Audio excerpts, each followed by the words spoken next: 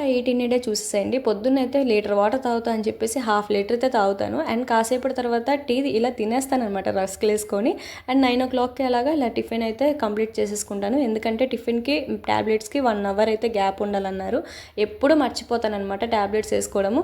And అదొక పెద్ద వింతైన పని నాకైతే. అండ్ 11:00కి అలాగా ఇలా nuts and next mother Horlicks అయితే తాగుతాననమాట. ఎందుకంటే నా బేబీ కొంచెం వెయిట్ తక్కువ ఉన్నారని చెప్పారు టిఫా స్కాన్‌లో. అండ్ 1:30కి అలాగా ఇలా లంచ్ అయితే కంప్లీట్ చేసుకున్నాను.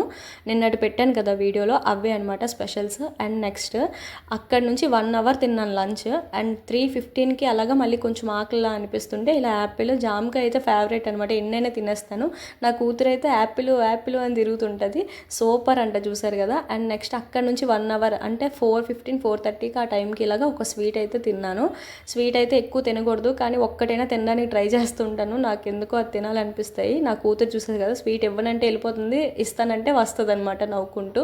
లాస్ట్కి చిన్న ముక్క ఇచ్చాను అంతే. అండ్ 5:30కి అలాగా ఇలా మిక్సర్ అయితే తిన్నామన్నమాట.